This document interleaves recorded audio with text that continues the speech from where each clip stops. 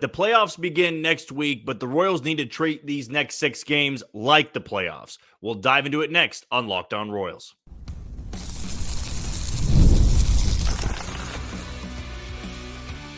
You are Locked On Royals, your daily Kansas City Royals podcast. Part of the Locked On Podcast Network, your team every day. You are tuned into another edition of Locked On Royals on the Locked On Podcast Network. As always, I'm your host, Jack Johnson, and you can find me on Twitter or X at JohnnyJ_15. That's at JOHNYJ_15. You also can catch us on wherever you get your podcast. That can be Spotify, Apple Podcasts, Amazon Music, Google Podcasts. We're on Odyssey, and we're on YouTube. Just be sure to hit that follow button and subscribe. If you're a first-time listener and you want to know a little bit more about me and this show, I am based here in Kansas City. I work at Sports Radio 810 WHB, doing some hosting, some co-hosting, and a little bit of producing as well. But when it comes to this podcast, when you click on this link, you know that you're going to be getting 30 straight minutes of Royals baseball. Today's show is brought to you by Booking.com. Booking.yeah, the right stay can make you a fan of any city, even your rivals. Book today on Booking.com, the official accommodation partner of Major League Baseball. Get the Booking.com app today. The Royals will begin their final 6-game stretch tonight against the Washington Nationals, and then they'll take on the Atlanta Braves in Atlanta for 3. They have a 1-game lead over Detroit, and as I'm doing this podcast, the Tigers are about an hour away from first pitch against the Tampa Bay Rays, so we'll definitely keep you updated on what's going on there. The Twins will be taking on the Marlins tonight, and of course, it'll be Cole Ragans going up against Mitchell Parker in tonight's game, Game 1 in Washington, where I would consider all of these 6 games must-wins. Treat it like a must-win game. And this segment idea popped up in my head sometime last night about how the Royals can handle these final 6 games when you are not guaranteed a playoff spot. You know, when leading in with this episode, I thought about, saying something along the lines of the Royals need to treat it like they're already in the playoffs, but I understood that would have come off weird because treating it like they're already in the playoffs would mean that they're playing lackadaisical. What I would mean to say is they need to treat these next 6 games like the playoffs. This is the playoffs before the playoffs. And I think it's a pretty easy definition as to what I'm going at here. The Royals can't have guys like Adam Frazier and guys like Garrett Hampson and even guys like Dairon Blanco in the lineup, 6 out of 6 times, right? There were reasons during the 7-game losing streak to lead off Adam Frazier, at least for some pitching matchup, how a pitcher faces guys that are, not good with his splits. If Adam Frazier hits righties better than, let's say, Garrett Hampson does, there were reasons throughout the season why certain guys got in the lineup, but it almost always went back to the splits. If that pitcher was better against righties, well, then they would load up the lineup with lefties. If that guy was better against lefties, they would load up the lineup against righties. Now, I am interested tonight and really the next 2 games because the Nationals will start 3 left-handers. And I've said this before on the podcast, and I'll reiterate it, that it doesn't surprise me when Matt Quatraro loads up the lineup with righties against lefties because he's done it all year. Tonight's a little bit different, though, because lefties actually hit for a higher average and get on base at a higher clip than righties do off Mitchell Parker. And I think that needs to be, and I'm sure it already is taken into account, but I think in these next 3 games, with a few of the guys in the lineup, I believe you play your best players in these next 6 games. Because I do have a hunch that if the Royals do get their foot in the door, if they actually do play well this week, they go 4-2, they go 5-1, and they get into the postseason, I don't think Adam Frazier and Garrett Hampson will be getting many at-bats, right? I think you have to play your best players in these next 6 games, and I would also say this. I don't think anybody in that bullpen or anybody in that rotation should be off limits when you are playing for your lives. We have seen other teams play for their lives, not the Royals, in the last week or so. The Royals have played like they were pretty content with where they were in the standings. Now you don't have that luxury anymore. And I have come on this podcast before, and I have defended moves by Matt Quatrero before and why they needed to do that. You can't run certain guys into the ground. That's now out the door in these next 6 games. It's not to say if Lucas Ursig goes out there tonight and throws 3 innings and gets the save, that I would do the exact same thing the next night. But we also know Lucas Ursig's not going to be used for a 3-inning workload. What I'm getting at here is if Cole Reagans throws a gem tonight and he gets through 7 innings, and he's had 3 straight quality starts in the month of September, I'm going Chris Bubich and Lucas Ursig, and tomorrow, those guys are available again.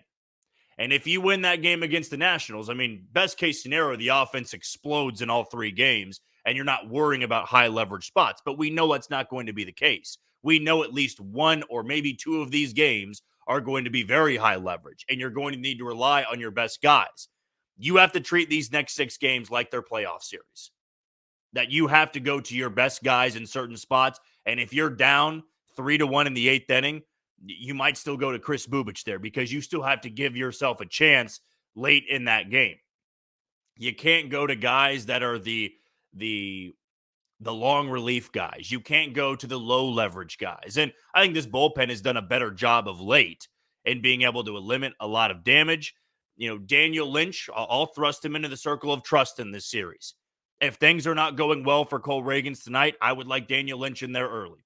Sounds weird to say, but you got to treat these series, these games, with a different sense of urgency.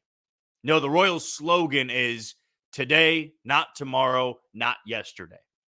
Well, today is about winning. Today is about doing everything in your power to ensure you win that baseball game.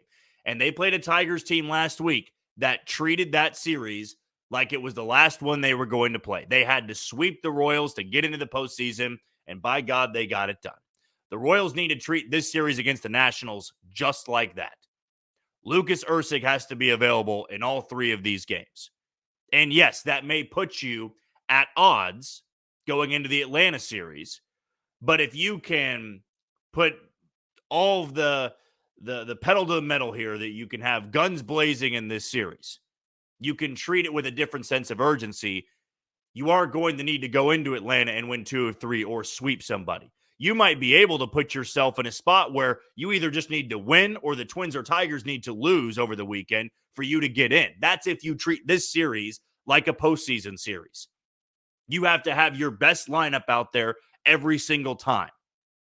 You can't be experimenting with certain things. If you need to shake up the lineup, which we'll talk about in the second segment, then all right, let's see what you can come up with. But tonight, I don't want to see certain guys in that lineup that you just know haven't been hitting damn near their weight for the better part of 2 months. If you want to leave them as defensive replacements or have a pinch hitting spot late in the game because you like the lefty-righty matchup, go ahead. That's fine. But I can't sit here and defend a move of starting Garrett Hampson tonight because Mitchell Parker's a lefty and Garrett Hampson's a righty. I can't defend that. I would rather see Michael Massey out there at second base. I would rather see, Yuli Gurriel at first, Salvador Perez behind the plate, Freddie Fermin catching. I understand Freddie Fermin has struggled. And again, I'm not the manager. I don't evaluate every single little thing. But I want to go into these next 6 games like I'm constructing a playoff lineup. And you may like righty-lefty matchups, but sometimes it's just not going to work out. Would you rather roll the dice lefty-lefty with MJ Melendez, who doesn't hit lefties well? Or would you rather go with Adam Frazier in a spot like that? Or Garrett Hampson or Dairon Blanco? You can have your pick there. Maybe Dairon Blanco is the best option there, and maybe he gets an at-bat tonight or he starts tonight. But I can't sit here and defend Garrett Hampson or Adam Frazier over Michael Massey. Okay, I can't defend, those guys starting over Paul DeJong. Paul DeJong has struggled, but I think he might give you the best chance to run into one and drive in some runs than what Adam Frazier and Garrett Hampson have given you. In the bullpen, right, if this game is marginally close, and this may also come down to a situation where in the 6th inning, it's a 1-run game and it's 2nd and 3rd and 2 outs, maybe go to Lucas Ursig there and worry about the 8th and the 9th later. That's the type of urgency you have to handle within this series. That's the type of urgency you need in this series. You got to treat it like it's do or die. And these players should know going in, it's do or die. I'm available every single night. When we get to the weekend against Atlanta, let's say the Royals take 2 of 3 in Washington. Okay, some of the guys that threw in that Washington series, and I mean starting, might need to be available out of the bullpen. Michael Lorenzen might need to be available out of the bullpen. Michael Wacha might need to be available out of the bullpen. Maybe Alec Marsh does as well. Hell, if you get to a spot on Saturday, though that would be a little bit odd because Reagans is slated to start on Sunday, I would probably say everybody but Cole Reagans should be ready to start or ready to come out of the bullpen in that Atlanta series. And that's if Atlanta is fighting for a playoff spot or they're dead in the water. It's all hands on deck in this final 6-game stretch here. You got to handle it like it's do or die. You can't be putting some of these guys out there, even if it is lefty-righty matchups. And I know Matt Quatrero has his reasons. He likes those matchups. They analyze the data a lot more than I do. But if I'm going out swinging with the best guys that give you the best opportunities to drive in runs. And some of these guys they've been playing, they're not hitting well or they're not doing what they're supposed to do against some of those left-handed arms. We'll see what the lineup looks like tonight for the Royals in Game 1 against Washington. But I want to see a different sense of urgency in this series. I want to see the playoffs before the playoffs. We're going to take our first break of the show. When we come back, would I change up the lineup, more specifically at the top of the order? We'll dive into that next on Locked On Royals. You are tuning to Locked On Royals and the Locked On Podcast Network. I'm your host, Jack Johnson, and you can find me on Twitter or X at JohnnyJ_15. Want to give a shout out to our first sponsor in eBay Motors. Passion, drive, and patience. The formula for winning championships is also what keeps your ride or die alive. eBay Motors has everything you need to maintain your vehicle and level it up to peak performance. Superchargers, roof racks, exhaust kits, LED headlights, and more. Whether you're into speed, power, or style, eBay Motors has you covered. With over 122 million parts for your number one ride or die, you'll always find exactly what you're looking for. And with eBay Guaranteed Fit, your part is guaranteed to fit your ride every time or your money back. Because with eBay Motors, you're burning rubber, not cash. With all the parts you need at the prices you want, it's easy to make your car the MVP and bring home huge wins. Keep your ride or die alive at ebaymotors.com. Eligible items only. Exclusions apply. An eBay Guaranteed Fit is only available to U.S. customers, so go get started today at eBay Motors. There is going to have to be something done about this lineup. There is going to have to be a breakout of some sorts with this offense in these final 6 games, or the Royals will be watching October baseball from their couches. And they will have to live with the fact that they let a very cushy lead in the final few weeks of the season disintegrate because their offense couldn't get rolling. That's what it's going to come back to every single time. I said this last week that I wasn't going to panic until they entered a game where they could lose a playoff spot with a loss. And that's tonight. That could happen. So my hand is now officially over the panic button. Probably is already pressed it at this point because how can you not be panicking when you've lost 7 in a row and there's not much time to make up ground? But everything can make you feel better about this final stretch with a good offensive performance tonight. By my math, unless I'm missing something here, the Royals have not led since Monday. I could be wrong on that, but I believe they have not led in a game since Monday. They've been tied since Monday. They were tied on Tuesday when they went into extra innings against the Tigers. Or excuse me, they haven't led since Wednesday. They jumped out 1-0 on Tarek Skubal. So that's wrong on me. But still, not very good. They didn't lead at all in that Giants series. They fell behind in the first inning on Friday night. They fell behind in the first inning on Saturday. And they fell behind not long into that game on Sunday. So Wednesday was the last time they had a lead in the game. I think, to the best of my knowledge, they haven't homered since Bobby Witt Jr.'s grand slam on Monday. And if they have, I can't quite remember it, but I feel like the long ball has just completely evaded them in this 7-game losing streak. And I think going into tonight's game, what will allow everybody to exhale is jumping out early. And how are you going to jump out early? Well, it's up to the players at this point. I can't sit here and tell you about matchups. The Royals have never faced Mitchell Parker. And there's 2 guys in this lineup with any sort of past with him, and that's Tommy Pham and Paul DeJong. Maybe both the guys are in the lineup tonight because I think they're both 1 for 2 off Mitchell Parker. But I guess the question becomes, do you switch up this lineup with 6 games to go? Now, you risk it going in the opposite direction. But I do ask you, after not scoring on Saturday and Sunday, not hitting a guy with a 7+ ERA on Friday, not being able to do anything against Detroit, whether it be their starting rotation or their bullpen, is it time to change things up a little bit? Can you run it back with the same guys over and over again? And I think that sounds a little bit hypocritical because, or not hypocritical, but that sounds a little bit naive that I'm just disregarding what I said in the first segment with not playing Garrett Hampson, not playing Adam Frazier, going with different guys out there. But I wonder at the top of the order because they've done the same with Tommy Pham, Bobby Witt Jr., and Salvador Perez. Those have been the four. Michael Massey usually hits cleanup unless it's against a lefty. In that case, it's been Robbie Grossman. Do you get a little bit more creative for tonight's game? Do you lead off Bobby Witt Jr.? Maybe, put Tommy Pham a little bit lower in the order. Do you drop Salvador Perez back to the 4-hole? I didn't think it'd be possible, but Salvy's certainly not doing anything and hasn't done anything in the last 7 games or so. Bobby Witt Jr. is really the only guy that's been hitting a little bit. Kyle Isbell the same, but I'm not sure I moved Kyle Isbell up because he's only hit 9th this year. And if he has been moved up, I think 8th was the highest that he went there. But do you construct it a little bit differently? Do you try to give Bobby Witt Jr. more at bats? I fought it all year long. Maybe you do need to try that now. Or you leave Tommy Pham up there because he's led off for you every game that he's started in. Do you move somebody else up like a Yuli Gurriel to the 3-hole and drop Salvy back down to the 4-hole? Give Yuli Gurriel a little bit more protection. Do you drop Hunter Renfroe again because of the way that he's looked? Do you move certain guys up? I mean, do you have the stones really to make that type of lineup adjustment with just 6 games left? Yes, the fear can be you get a lot of guys out of whack. They hit in spots they're not comfortable with. But I also think that's overblown a little bit. I think the only spot that you can truly change a hitter is if you put them in the leadoff spot because they get the first at bat of the game. If Bobby Witt Jr. leads off tonight, he gets the first at bat of the game. It's a little bit different than being in the 2-hole and maybe Tommy Pham gets on base or Maikel Garcia gets on base. Just a different adjustment. And that would maybe be your worry that you screw up Bobby Witt Jr. because he's been hitting in the 2-hole all season long.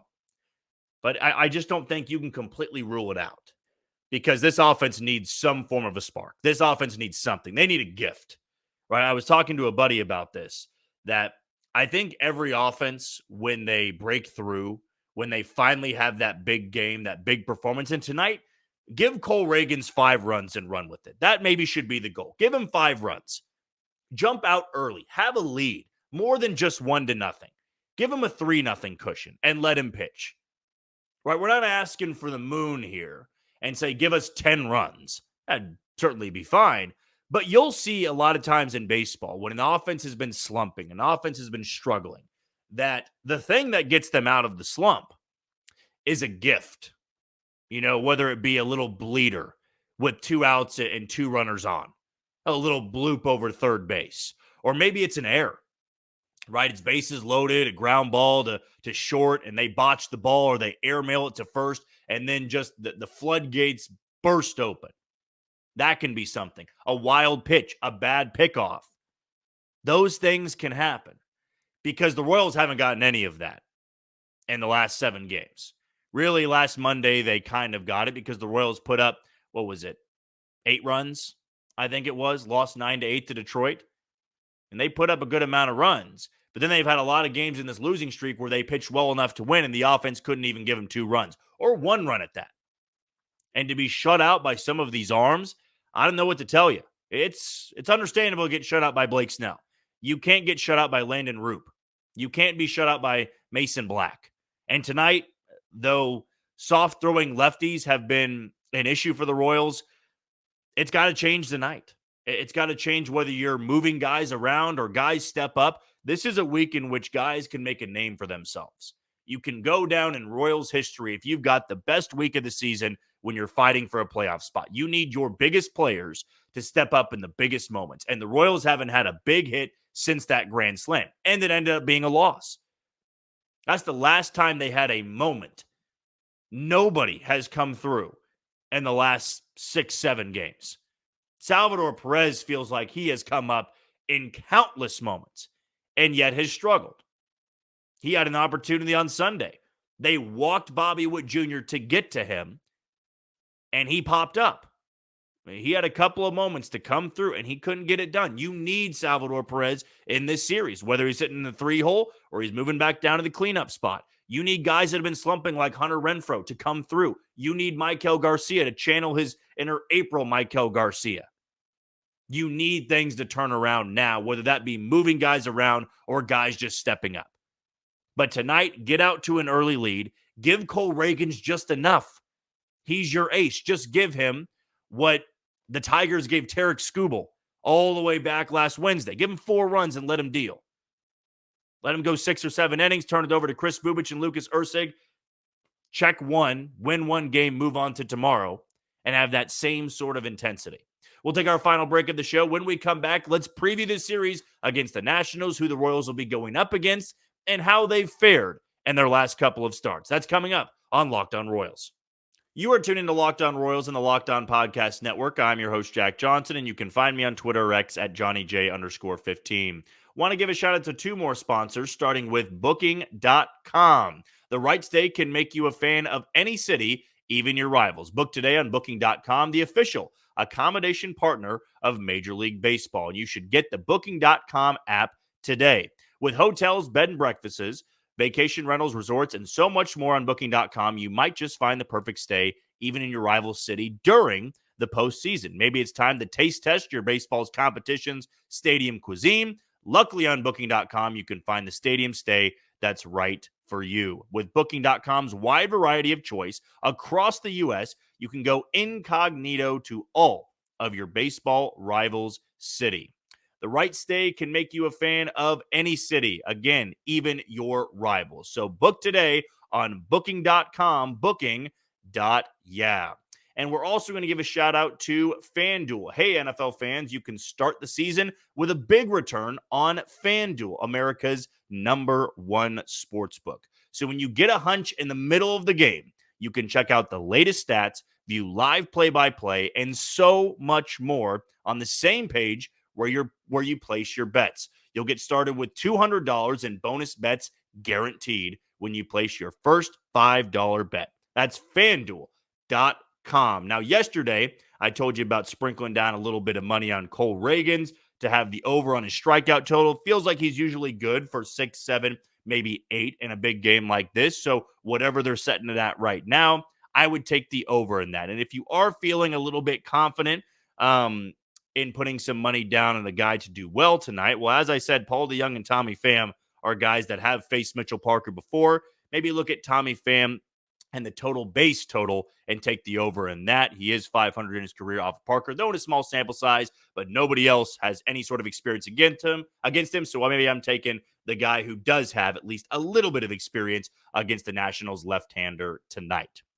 And speaking of Mitchell Parker, let's dive into each game in this series, what the pitching matchup looks like, and how those pitchers have failed. Again, Cole Reagans going tonight for the Royals. He's 11-9 with a 3.24 ERA, and it'll be Mitchell Parker going for the Nationals, who is 7-10 with a 4.44 ERA. He's a soft-tossing lefty. I know that gives a lot of nightmares to Royals fans, especially guys they're not familiar with. And Mitchell Parker kind of fits that mold of a guy that has a funky arm angle, hides the ball really well, and only sits about 91 to 93. He throws his fastball 50% of the time. He's got a split finger to work with. But overall, he hasn't pitched well in his last 7 starts. He was bombed in his last outing against the Mets. He went only 3 2/3, gave up 5 earned on 7 hits. And he also didn't pitch that well in his last outing against the Pirates on the road, went only 3 1/3, gave up 4 earned and 6 hits. Did have 2 quality starts in the month of September. One came against Miami and one came against the Cubs. But overall, in 4 starts in September, he's got a 5.59 ERA. Though I do need to point this out. He is a much different pitcher at home than he is on the road. He is not good whatsoever on the road. He is very good at home. His ERA is under 3 in 14 starts at home, and his ERA is over 6, I believe, when pitching on the road. And yeah, his last time that he was pitching at home was against a bad Marlins team, and he went 6 1/3 in that game, gave up no runs, 2 runs total, but no earned runs in this game, only 3 hits, and didn't strike out many, only 5 in this one, but didn't walk anybody. He does throw a lot of strikes in this game. The Royals will need to be aggressive, not over anxious or not too eager, but they will need to be aggressive because he's going to live in the zone. So, yes, at home, much different pitcher, a soft tossing lefty, but just scratch across a couple of runs for Cole Reagans, who has been very good when pitching after a loss for the Royals. And he has come up so many times this year in big spots when they needed him most. The Royals need him now more than ever. I've put that pressure on Reagans before. I'm going to have to do it again here. He needs to be the stopper. It's a must that he has to be a stopper in today's game against the Nationals. Again, first pitch at 5:45 p.m. Then on Wednesday, the expectation is that Alec Marsh is going to start, but Michael Lorenzen could be available. If they can get him strung along here, I'm sure he'll be with the team in Washington and they can activate him. Wouldn't surprise me to see Lorenzen start this one instead of Marsh, or they piggyback each other. Just got to make sure that Lorenzen is 100% healthy. They will be going up against a big strikeout pitcher in DJ Hers. The 23-year-old has struck out 103 in 83 2/3 innings this year, a 4.30 ERA. He has been all right in his last 7 starts.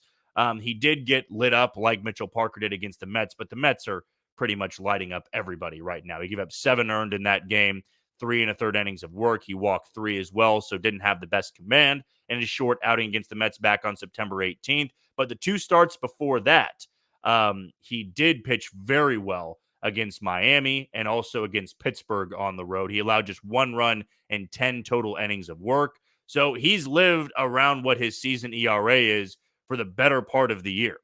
So a 4.15 ERA in his last 7 starts, a 4.41 ERA in his last 15 starts, and he's got a 4.3 ERA over the course of the season. But a guy that can generate the swing and miss, over 100 strikeouts, just 83 2/3 innings pitched this year.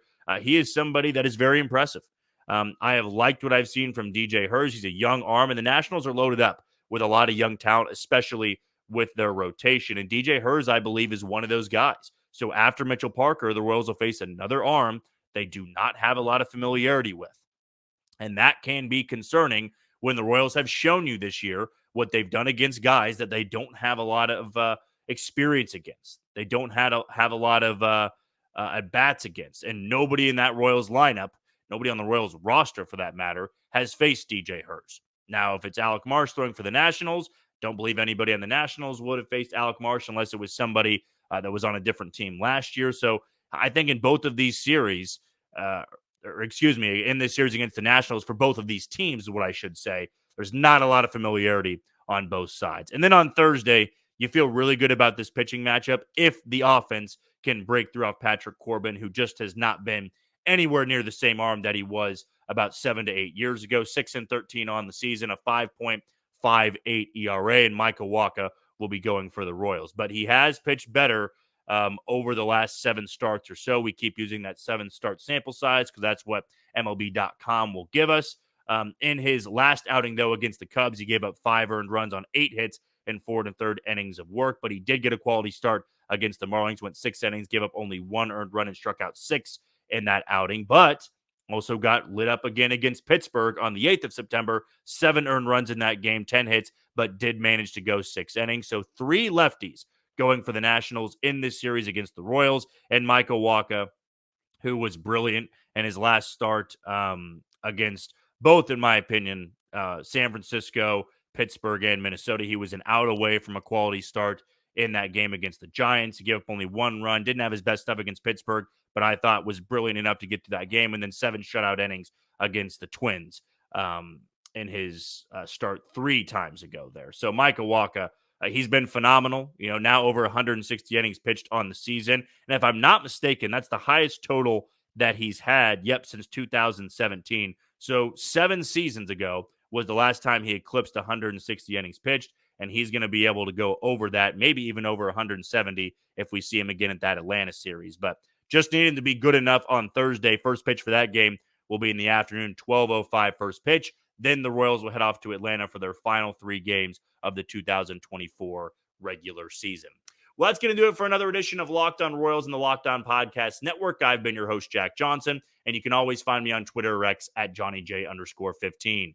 Thank you for making Locked On Royals your first listen today. For your second, find Locked On MLB. Prepare for the Fall Classic with Sully, who has it all covered every single day. Find Locked On MLB on YouTube or wherever you get your podcast. Tomorrow, we'll probably have a reaction after the game. So back-to-back episodes this week before the game because they had the off day yesterday. And then, of course, they play later on tonight. Tomorrow, the expectation is to recap everything that happened in Game 1 and Game 2 of this series against Washington. But until then, you take it easy, Kansas City.